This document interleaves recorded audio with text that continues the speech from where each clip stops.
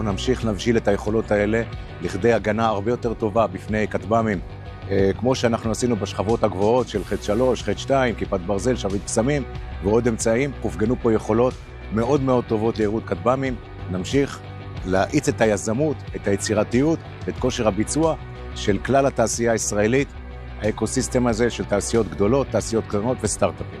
פיתחנו וממשיכים לפתח את היכולות.